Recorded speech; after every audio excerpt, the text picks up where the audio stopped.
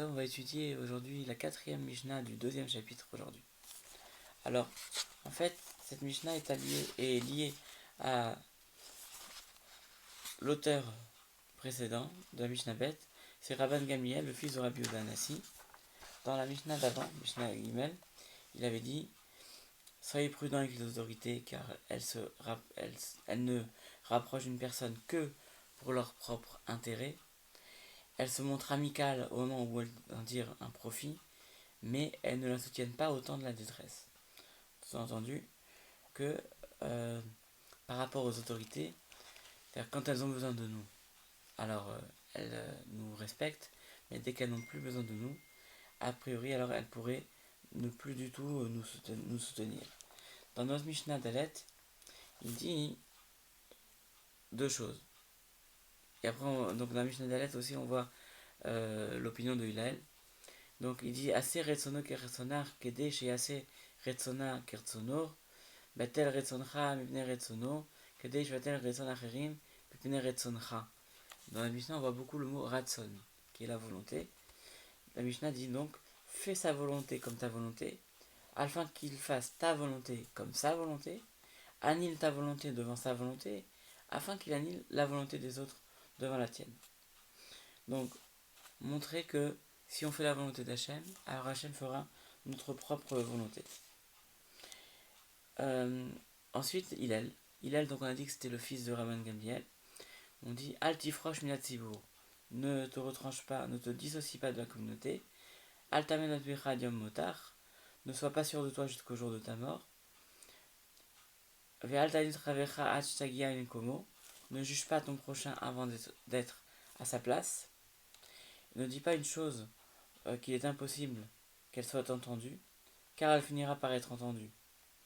Et enfin, Al tomar le keshefne eshne shema lotipane. Ne dis pas que quand j'aurai le temps j'étudierai, de crainte que tu n'aies pas le temps. Hillel, donc c'est le fils de Rabban Gamliel, et à ce moment-là, Hillel dit quelque chose donc de très important dans cette Mishnah. Il dit déjà toujours de s'associer à la communauté, même dans des moments où on ne peut pas, où on est en confinement, comme dans cette période-là, de toujours associer ses peines avec la communauté, parce que justement, parfois c'est la communauté qui nous permet de nous aider dans des moments difficiles ou dans des moments de joie aussi. Il ne faut pas juger l'autre avant d'arriver à sa place, justement parce que quand on est en communauté, donc on a un lien social plus fort. À ce moment-là, on peut risquer d'avoir si on était tout seul, on ne pourrait jamais juger l'autre parce qu'on est tout seul.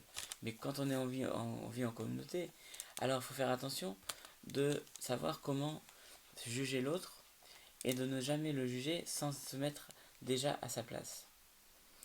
Et ensuite, de dire que justement quand on est en communauté, ça aussi, ce sont des choses qui arrivent, de dire des choses, faire attention à ce qu'on dit. Quand on est tout seul, on peut dire ce qu'on veut, mais quand on est en communauté, ces paroles, nos paroles, peuvent être mal interprétées.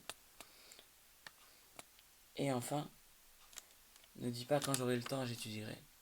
Parce que, de peur qu'on n'en ait pas le temps, ici, c'est à cause de nombreuses préoccupations, du fait que quand on accroît à des biens, quand on fait beaucoup de choses, quand on est dans les affaires, au fil du temps, on dit dès que j'aurai un peu plus de temps, j'étudierai.